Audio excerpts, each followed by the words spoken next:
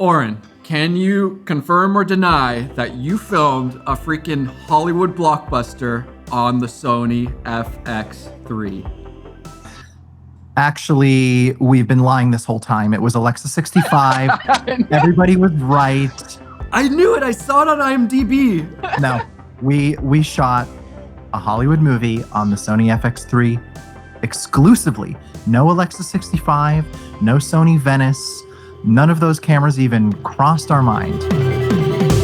Welcome to episode 3 of How They Filmed That, where we break down movies, TV shows, and commercials with the people who are actually there making it, telling the real, true BTS and the secrets of what happened on set and how they created these incredible filmmaking masterpieces. In episode 1, we broke down Joker with Larry Sher. In episode 2, we talked about impossible gimbal shots with Chris Hare. And today, we have the incredibly talented Oren Soffer breaking down The Creator, one of the biggest films of the year that was filmed on a $4,000 Sony FX3.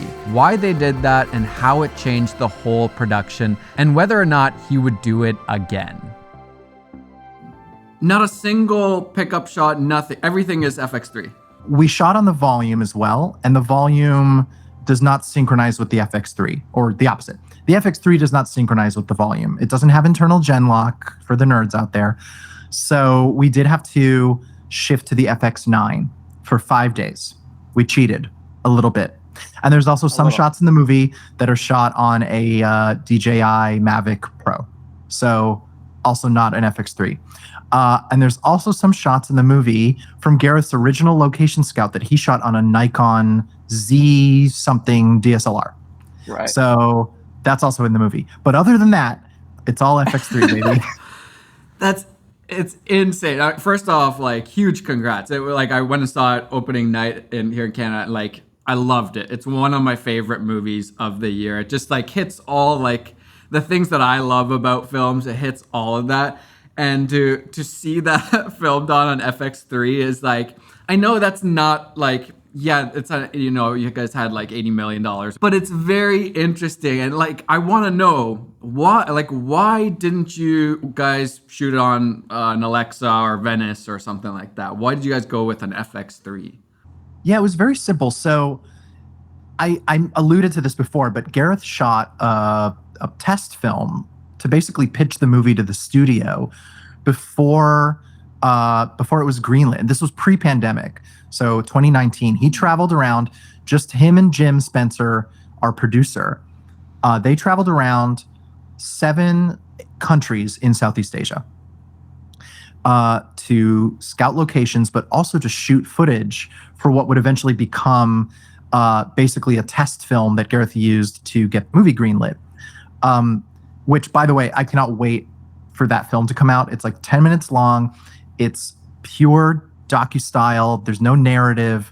It's just beautiful images and textures that were gathered like just by Gareth solo, fully documentary style, like shooting on location in all these beautiful spaces. A lot of which we went back to for the film. We went back to those actual locations with a full crew.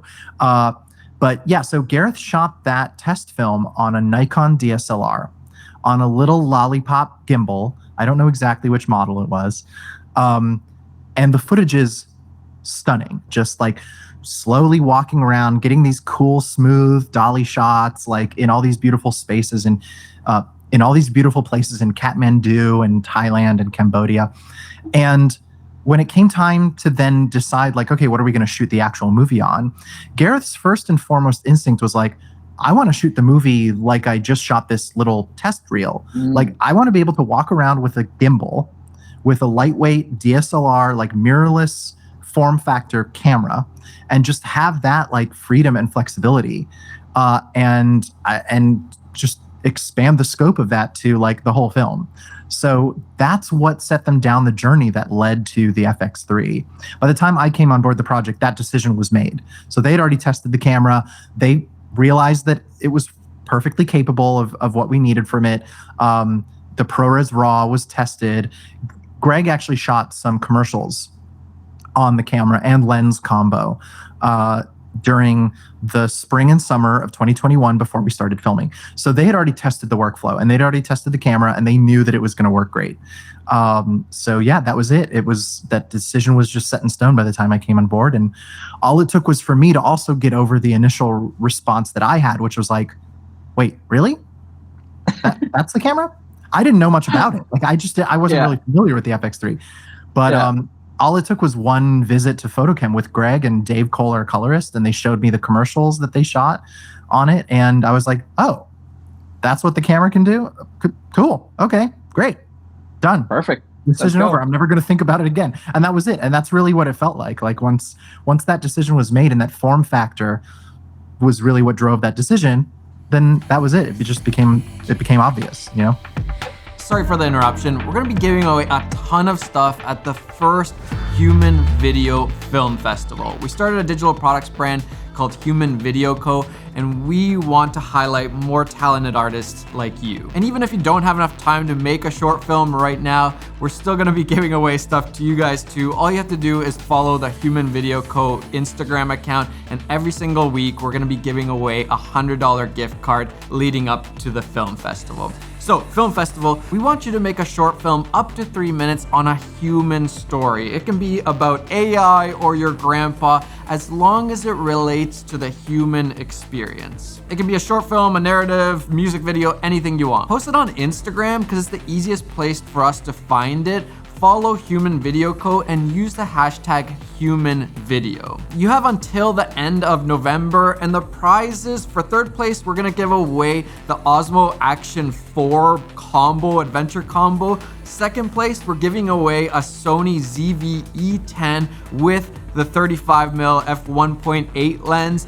And first place is gonna be $1,500 cash. And along with this, we're starting a new thing. We want to highlight and promote talented artists on YouTube. There's a difference between what the algorithm tells us is good and what we humans are moved by or inspired by or just freaking love. And we want to help those types of videos. Sometimes the algorithm is also in agreement, but sometimes it isn't.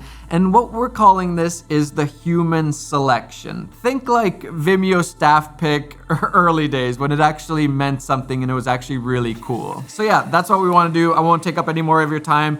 This conversation is incredible with Oren. I loved it. You're gonna love it. All the information is in the description below. Go and check it out. All right. Carry on. It's funny because like I test out all of these prosumer cameras basically, and so the camera that's stuck around for the last couple of years, I've tested all these new cameras, but I always go back to the A7S III and FX3, which is the same camera, just different body basically.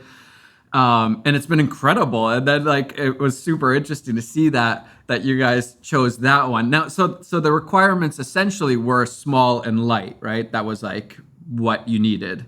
That's exactly right. What's the smallest, lightest camera that can deliver like cinema quality imagery? ProRes RAW, 15 stops dynamic range, 4K, and the FX3 ticked the box. And you know, I guess the thing to mention and emphasize is like 2 years from now, could be something else. You know, it probably will be something else.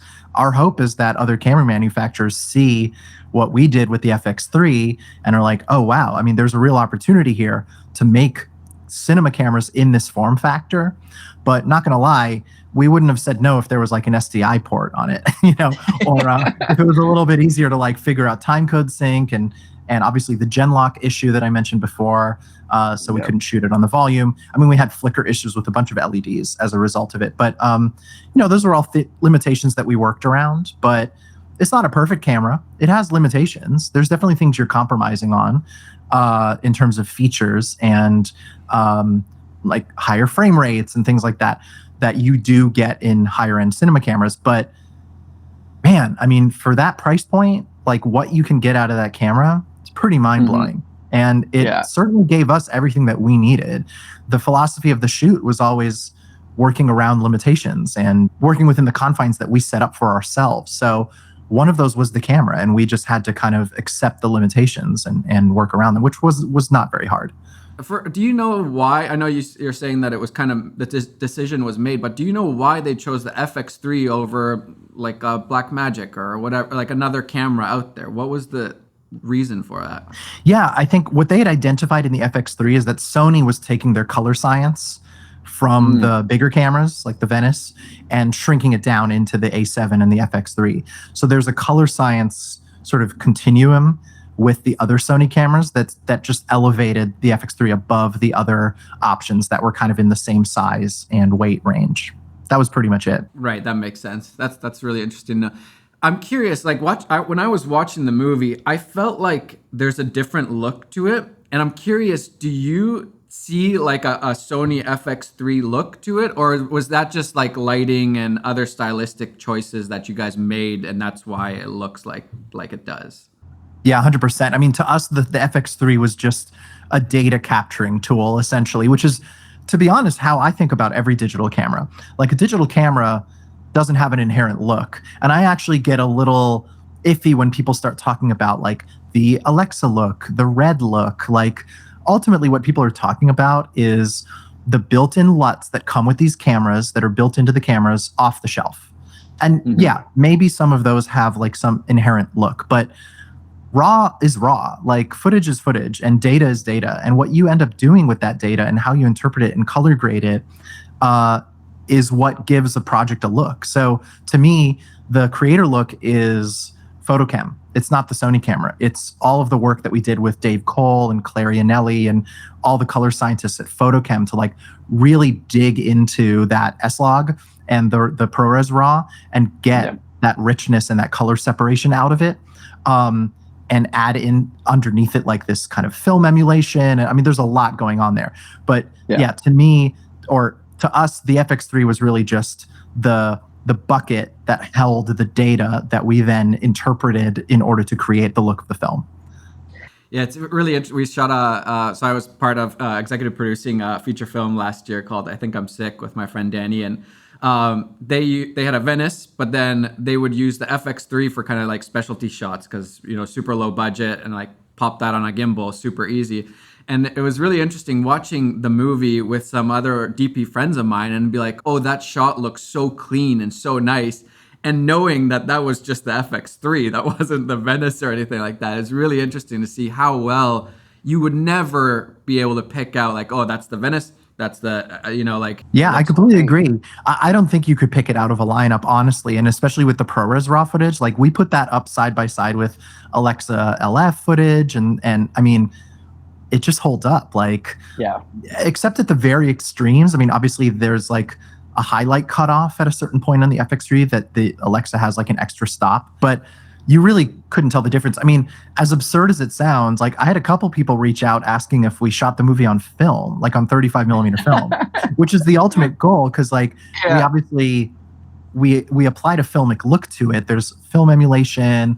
There's a lot of filmic, there's a lot of film color science sort of underneath the grade, but, and there's grain and all of it, all that stuff's added, halation, gate weave. But, if we manage to fool even one or two people, which was not our intent, but if that's a side effect of it, then that's a win in my book. And or even the fact that the whole discussion online was like, well, there was no way they could have shot in the FX3. There has to have been Alexa 65. There has to have been Sony Venice because of the sheer disbelief of what that camera is capable of. And that whole time, Greg and I are texting each other. And we're like, wait till they find out. It's funny because I made a video. When I found that out, I made a video about it, and I was like, check this out. Like, this is really interesting kind of thing. And so many people, I think that was right around when on IMDb, it all of a sudden said, like, Alexa 65 also. And people were like, see, like, it wasn't. And I had to, like, I messaged some of my Sony contacts. I'm like, can you tell me, like, we can't say anything? I was like, I'm so curious. And, like, I believed it because I've tested these cameras. I know what they're capable of. And so I believed it, but it's still a little bit, I was like, I don't know for sure. Now I'm curious, what lenses did you guys end up pairing it with? Our hero lens was a Kowa Cine Promenade. It's a 2x anamorphic, vintage 70s Japanese anamorphic. So we shot about 95% of the movie on this single focal length. And we did have three of them.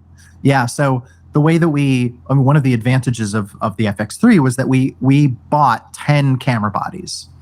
that we carried Nice. with us. Now, some of them were redundancies and backups, but the main idea behind that was that we basically had 6 camera rigs that were built at all times simultaneously. We had our handheld gimbal rig, which you can see in a lot of the behind the scenes, Gareth like running around with this custom kind of Frankenstein Ronin RS2 rig with all these handles. We had a Ronin that lived on a scissor crane. We had a Ronin that lived on a sort of larger techno jib. We had a Ronin that lived on a little Kessler slider dolly. We had an FX3 that lived on a drone the whole time. We had 2 rigs that were just like, one of them was a handheld rig without a gimbal. So that was just mounted on the shoulder, like a classic DSLR handheld rig, like back in the day. And we also had one rig that was just the camera body. No accessories, no anything. It was just like camera body, Ninja recorder on top, and the lens. And you could just pick that up and shoot anytime. Like, it had a little side handle. That was it. So basically, we had this buffet of cameras laid out. And the goal there was that we could just so quickly and easily pivot from one rig to the next with 0 setup time. So, we would get a shot on the handheld Ronin rig, and then Gareth would already be thinking like, oh, okay, next I'm going to do this jib shot where we're going to crane down and push in. So I'm just going to let the grips know, like, start setting that up while I'm shooting this shot. And then as soon as I'm done with this shot, this camera goes down, the jib's ready to go. Camera's already on it, lens is already on it. And so we can just seamlessly flow like into one of the other shots. And then, at the same time, while we're shooting that jib, we can send up the drone and get another shot on the FX3 that we had up on the heavy lift, which was, I think it was a Matrice Pro, DJI Matrice. It's a discontinued heavy lift drone. And Gareth was operating the camera the whole time, which I think is an important detail here, is that our director is really operating. So all of this was designed to allow him the flexibility that he was used to from shooting that little test film that he did all by himself. And also his first film, Monsters, which he shot the same way. He shot on an Sony EX3 at the time on a shoulder rig with like a little support that sat on his chest. There's some great BTS photos of Gareth from Monsters with the EX3 and like the lettuce adapter on the front that he put some still photography lens on the front of. But anyway, I'm digressing. Kowa Cine Prominar 75mm, that was our hero lens. And we shot 95% of the movie on that focal length for consistency, ease, simplicity, and one other way to save time on set, don't have to swap lenses. Really great advantage. But I think it also lends the film a consistency in its visual style. Like, This is an old Robert Bresson technique. Like, he would shoot all of his films on a 50mm lens. Or Ozu in Japan was also shoot everything on a 35mm or a 50mm. So I think we really adopted that. But we also paired it with a prototype Atlas Mercury 42mm, which we had. Nice.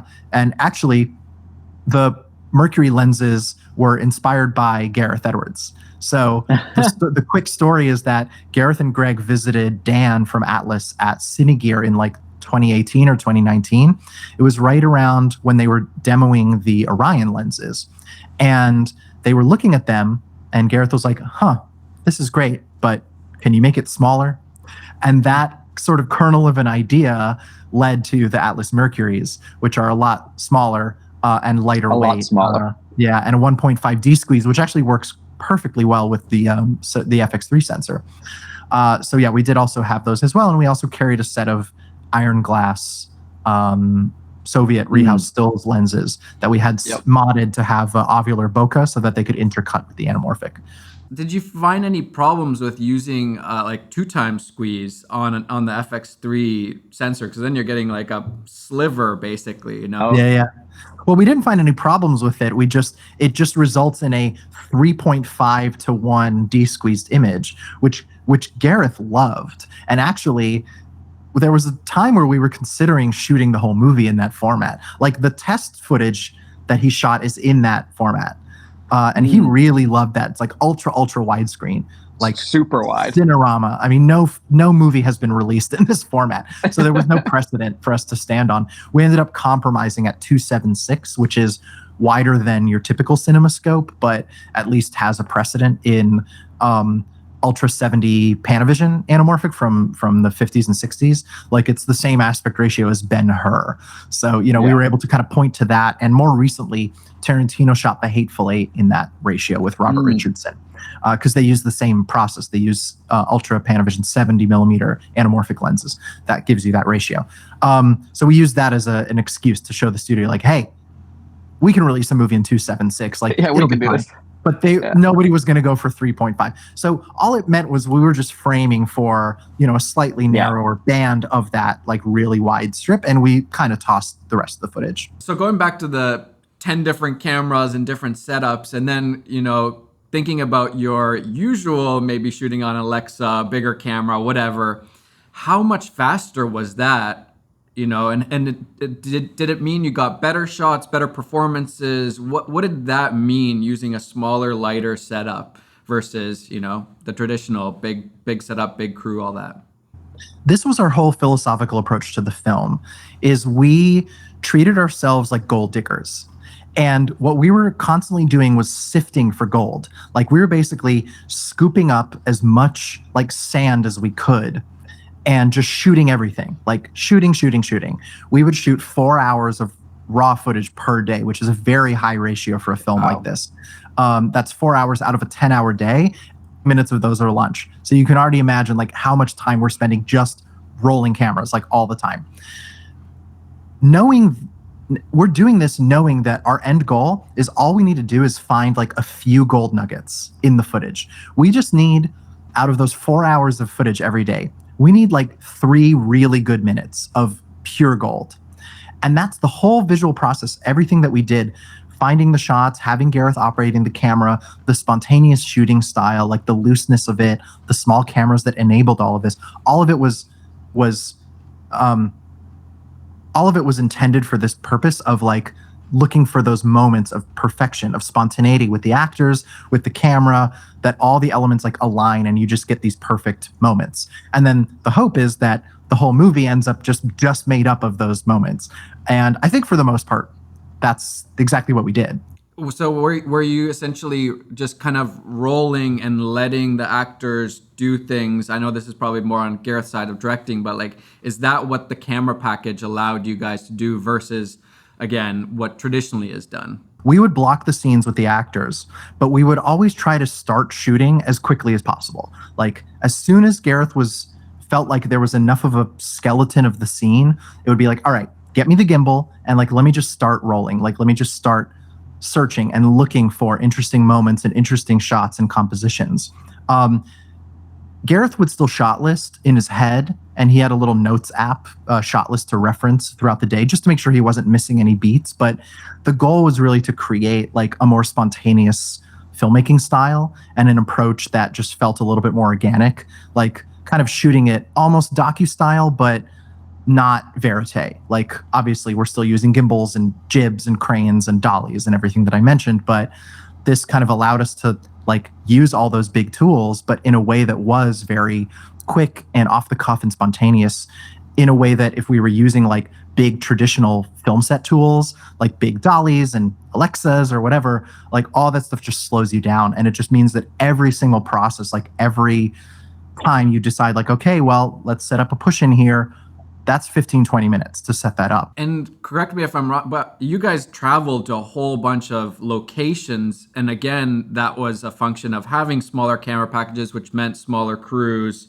which meant way more on location versus stages, whatever, green screen, whatever, Yeah, that's exactly right. So the movie was shot almost entirely on location, mostly in Thailand, and we shot in 80 locations throughout the country. So just having a small package like this kept us like super mobile and super nimble and on our feet. And even then, like some of the locations we were filming at, we would always have a base camp where the trucks were, but like some of our filming locations were sometimes like half a mile away from base camp, like that was only accessible with a stake bed pickup truck or on foot. And so we needed like gear that could be carried or shuttled in like very small vehicles like gators or pickup trucks to get to these like remote spots. And yeah, like you're not bringing a techno crane out there, you're not bringing a 20 case camera package out there. Like No, it's just completely unrealistic and cumbersome. So yeah, all of this stuff opened up like all this location work for us and all of this flexibility and freedom that, yeah, it just made the whole film better. I heard Gareth you talk about how you guys were filming the beach scene where the guys come out of the water, and like that there was just like tourists around, like nobody was even really paying attention. Again, sounded like because the crew and the cameras and everything were smaller, so people weren't like, oh, what's going on over there? They were a little bit more casual about it versus if you had big techno cranes and all this stuff, people would be like, whoa, what the heck is it, crowding around and all that stuff. I mean, it's always funny to give people like a little peek behind the curtain of the movie magic, but if you can picture it, the opening sequence of the film, the sort of special forces coming out of the water, like if you notice, the camera's only ever pointing in one direction in that sequence. Yeah. The close-ups, the wides, all of them are only pointing like out to the ocean, and that's because behind us is a resort. Like there's literally people like sunbathing. Well, by the time we were shooting at dusk, they were not sunbathing anymore, but they were definitely relaxing out like on beach chairs and like eating their dinner. And all of that's like behind camera. And then we were just on that beach that belonged to the resort, but filming out towards the water. Nothing was shut down. Nothing was cordoned off. But yeah, people just didn't seem to care really what we were doing because it looked like we were filming like a YouTube video, basically. You know, it's just like one guy running around with, hey, Oren, what is wrong with YouTube videos? Hey. I mean that in the best way possible. No, I mean that in the coolest way. They were probably just like, oh yeah, cool, great. I mean, there's tourists on the beach during the day that I actually remember this, like on our day off, we would always sit and make fun of them. Like they're all filming TikToks. Like everybody's just like filming TikTok videos of them. Like, look, we're on this beach in Thailand and da, da, da. And so a part of me thinks that maybe everyone just thought that we were doing just like a slightly elevated version of that. And that for some reason, our TikToks involved like sci-fi costumes. I don't know what they were thinking, but the point is people left us alone pretty much because we had this like really small footprint and it was really funny. It also gave us an advantage because we were filming also in a lot of like real villages around Thailand. And we wanted the villagers to be in the scenes, like in the movie. And we wanted that sort of docu-verite style thing, like everything should feel alive and real. And I think having that small footprint like means that you can enter a space like this, and it's like you said, you're not taking it over with like big lights and techno cranes and all this gear. It's like really stripped down, and people just let their guard down a little bit more when you come in. It's like it's more disarming in a good way. So I think it also allowed us to capture this like really raw and real nature in all these places we shot with real people, which was really, really special. I think, to me, why this whole FX3 is so interesting is that I think the creator will be one of the most influential movies in like the decade, just because of how motivating and inspiring it's going to be for all these filmmakers. Okay, yeah, you guys still had 80 million, but you're making a blockbuster sci-fi film. But what can, somebody with just an FX3 and filming a drama, like, what's the budget there? What can they do? And in the style that you guys are doing it, much more, like on location, kind of finding the gold, like you're saying. That to me is what makes this movie so interesting. And I think it will be one of it. Maybe it won't be a box office breaking records, but I think it'll just be one of those movies that lives in all these, future filmmakers' minds of like, but hey, they did that, and that to me is super interesting. Yeah, couldn't have said it better myself. Honestly, these are conversations that Greg, Gareth, and I were having like at every level throughout the film. And I think there's two interesting things about it. Like one is just this question of, there's been this conversation online about how big budgets have gotten on like big blockbusters these days. And I think that what we were really able to prove is like, you don't need $300 million to make a film of this scope and scale. Like if you just scale down your approach and adopt a filmmaking style that is all about simplicity and minimalism and having a vision and sticking with it and just being very deliberate with all of these choices and shrinking your footprint, suddenly like this whole world of creativity opens up that does not compromise your scale and scope whatsoever. So that's on the high end. And then on the low end of it is exactly what you were just saying. Like, if we were able to shoot a $300 million movie for 80 mil, what does this mean for a $20 million movie? Like, scaling it down, and just adopting this filmmaking approach of just being open to like a different set of tools and an approach that values minimalism and simplicity and being deliberate about your choices. I think the world is anybody's oyster. And I think also, the proof point is now out there that like the tools are not what is preventing you from just like going out and making something happen. And I think that kind of like continued democratization of filmmaking is like a really, really beautiful thing. And I think we're all very proud to, even though it wasn't necessarily the intention, to be able to demonstrate that and like give people a proof point to be able to point to and say, well, look what they were able to do, Yeah. And the tool, ultimately, it was just the conduit to the creativity and the overall holistic approach to the film. Like I mentioned earlier, like the specific camera, you can swap it out, but it's more about the overall approach and the way that you're thinking about like what are the tools you actually need to like make a film. And I think that we have more tools than ever now at our disposal to do that. And I can't wait to see what people do with it. I think to me, technology and the tools have changed so much in like just I've been, filmmaking for like the last 10 years or whatever. It's changed so much, but I feel like the set and the process hasn't necessarily kept up with how much the technology has changed. And so I feel like you guys are now like pioneering some of that change and like, oh, okay, new tools. We can actually now change the way we work also. And so I'm curious, do you think this is going to become a trend? And would you do it again? Or are you going to go back to the Alexas, back to the Venices? Well, I will also add there's a way to adopt this filmmaking approach with an Alexa. Like that's the thing is the actual footprint itself, like, can shrink or grow depending on like what tool you want to use. And I'm not going to lie, I'm very comfortable shooting on an Alexa. I there is a comfort and familiarity and in the tools that we know, and you know what you're going to get, and it's a great camera. But whether or not this is a trend, I think is going to come down to filmmakers. I mean, the one thing that I would have to emphasize above everything is like all of our talk about tools and everything is great and understanding what they can do and how they can empower filmmakers. But at the end of the day, what really matters is the filmmaking. And in our case, we had $80 million. We had Industrial Light and Magic. We had Weta Workshop. Like we had the best of the best, like technicians and crew and people and creatives. But what we really had that unlocked the possibilities for this film is Gareth Edwards. And we had his vision as a director, his assuredness, his knowledge of film language, his understanding of filmmaking and scope. And ultimately, all of these tools and everything we were discussing all just existed and were brought together by us, Greg, myself, to empower Gareth and empower his vision and his creativity. And so that's the most important part of all of this, is tapping into that creativity and tapping into, that kind of filmmaking, tapping into the filmmaker within you. And I think that if there are other directors out there willing to take those leaps, then maybe we'll see more people try to replicate this.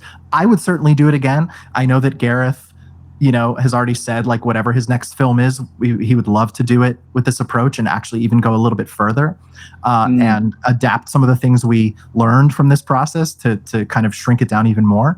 I know that Greg like really wants to do it again. So there's a willingness out there, at least from us. And now it's just going to be a question of like, if other filmmakers see the advantages of it and understand how much it can kind of unlock and free that creativity within them, but it requires you to have that vision in the first place. And so that's the most important part to start from. 100%. And I love seeing Greg testing GFX, other Sony setups, different lenses. It's clearly like on his mind. Okay, this was great. I loved hearing all this stuff about the Gear FX3. Can we please do a part 2 where we break down some scenes, how you guys actually lit them, blocked them, all that stuff? I would love to hear more. Oh, absolutely. 100%. We should do a deep dive. I love the video you did with Larry.